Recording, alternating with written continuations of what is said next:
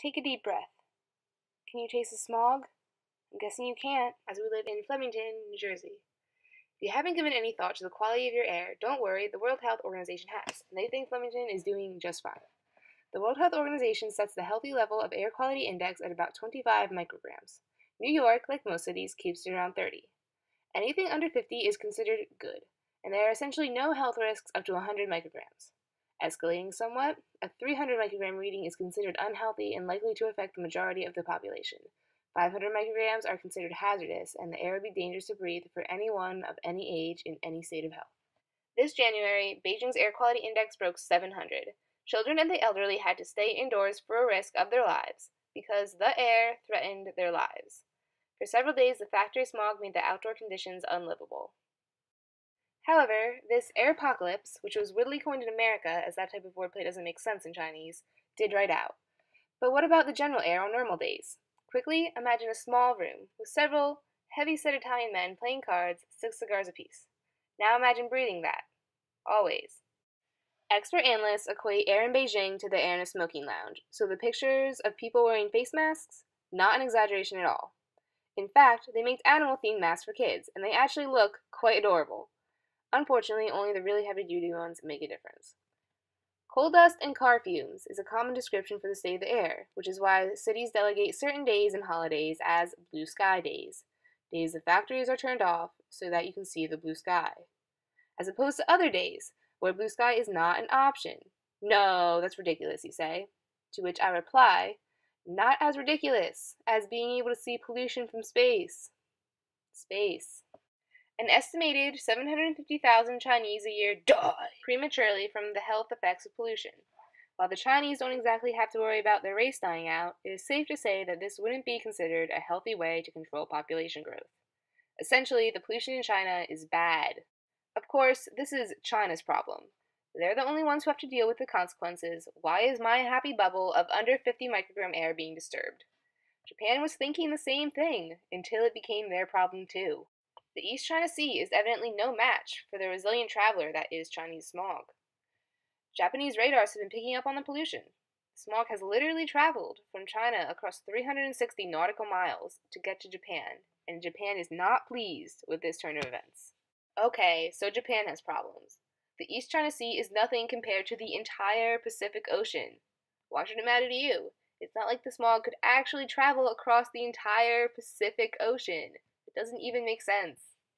Unfortunately, this does make sense, and it has happened. Not only in Hawaii, but California and other West Coast states have started picking up on China's emissions, and it is only a matter of time before it stretches across to the east. How does it get so far, you wonder?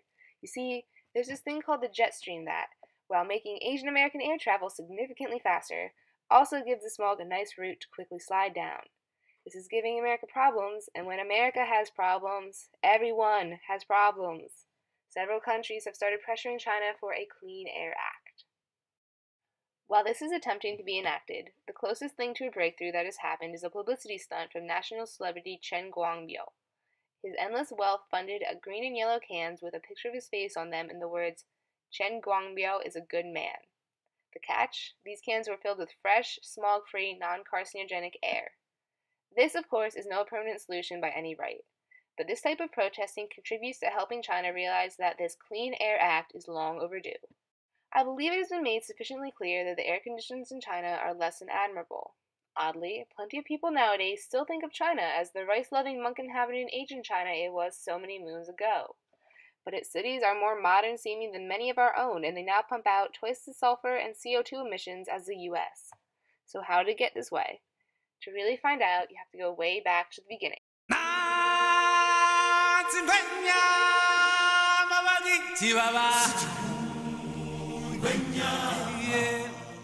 Okay, not that far back. Here, at the end of World War II, the forces attacking from Japan have finally ceased, so China can go back to fighting with itself. Mao Zedong's communists and the KMT nationalists, led by Chiang Kai-shek, were at war before World War II and were ready to pick up their fighting from where they left it. Eventually, Mao won out and pushed the nationalists to the tiny island of Taiwan. For the first time in Chinese history, China was united under a communist government. Mao had a vision of a perfect communist nation, which is why, after firmly establishing power, he started to implement policies to perfect his country. For those of you who don't know, his two most notable means of doing this were governmental actions referred to as the Great Leap Forward and the Cultural Revolution. While both of these still find heated disputes and their causes and effects have wide-reaching sources, all that you need to be aware of right now is that they both resulted in the deaths of lots of people, whether intentionally or not, and started to change the economy from an agricultural one to an industrialized one. After Mao's death, the country started to reform, led by Deng Xiaoping and his ideals. For the second half of the 70s and through the 80s, the stricter communist practices faded. They began to try to perfect communism through capitalism. It was also during these years that major corporations, such as Coca-Cola, began constructing multiple production plants here. As cities established in China and their population grew, more and more companies realized the potential there. Eventually, these companies and their manufacturing plants were not only a common phenomena, but a stigma. As you may well be aware, some of the best-known American companies all manufacture in China. To name a few of them: Apple, Pringles, Dell, Gap, Campbell's Soup, Adidas, Gucci, AT&T, Kmart, Nestle Foods, Walmart, Dannon, Keebler Foods, Toys R Us, PetSmart, Petco, Olay, Frito-Lay, Haagen-Dazs, Sun-Maid Raisins, Mitsubishi Motors, Huggies, Wrigley, IKEA, LG Electronics, Playskool Toys, Nikon, Honda Motors, Lipton Tea, Lowe's Hardware, Nokia Electronics, Mars Candy, Nabisco Foods, Old Navy, Kraft Foods, Coca-Cola Foods, Pampers, Pier 1 Imports, Sony's, Staples, Tupperware's, Avon, GE, Tyson Foods, and Nike. Some people joke about everything being made in China, but literally everything is made in China. These companies are not only producing goods in China, they're producing pollution. As could be surmised, Americans are not only affected by pollution, they are a reason for it. Americans expect to be paid more for their labor. From an economical standpoint, it makes about 0 cents to keep your manufacturing plant in America once you have the baseline funds to move it elsewhere. This would affect the production costs exponentially. Aha, you think? It's those greedy, evil CEOs who ruin everything. Look what they're doing. Someone stop them. In actuality, average Americans are just as much to blame as those evil CEOs. Why? The stock exchange and Walmart. Let's take Apple for example. While they cleverly have "Designed in California by Apple" written on the back of their products, you will notice immediately after the "Assembled in China" disclaimer for those of you who thought that Apple was a nice all-American company. Actually, if they switched their plants to be American, their labor costs would climb through the roof and possibly even graze the iCloud. Because these hypothetical American Apple products cost more to make, the company would have to decide either to charge more and get less customers, or keep their prices as they are and make less per device. Either way, they're not doing as well, so their stock goes down. And the money we, middle-class American stockholders, invested in the stock would decline, which we would not be happy about. Also, if we want companies to keep their prices low, these companies need to keep production in China. This way, Walmart can sell 3-pack Pello Pets for just $4. So the upper-class businessmen and CEOs, middle-class stockholders, and lower-class Walmart goers all contribute to American presence in China. Essentially, all of America has China in a stronghold to produce these products and scorns China for the repugnant mess it's making. Why aren't other countries catching on to this and blaming us? Because basically every other industrial country uses China as this production free-for-all as well. So as a group of literally the strongest powers in the world, we find it much easier to ridicule China than to acknowledge that we might be the problem. It is generally preached that getting small communities to band together to help can contribute to making a difference. Unfortunately, there is very little to be done as high school students with no money. And many people are not only concerned with the environmental problems of Chinese factories. There are many ethical issues too: child labor, working conditions, which I haven't even touched on, except for right now, but not all is lost.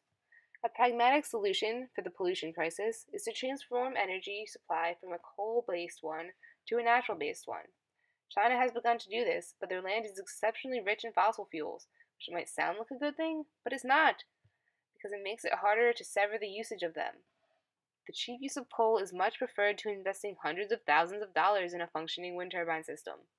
Slowly but surely, most of the world has started base funds to get clean energy in China, but this is a long hike up a steep mountain. Just to recap, after Japan stopped terrorizing China, Mao Zedong warred with Chiang Kai-shek until communism came out on top. After installing some policies, China ceased its mindless rice farming days and started becoming industrial. Cities developed, population skyrocketed. America and other countries saw the economic opportunities and jumped. A plethora of manufacturing plants were developed there and, using the superabundant Chinese coal, production and pollution commenced. From there it has been a downhill pitfall towards unbreathable air, and this air has traveled back across Japan to the US.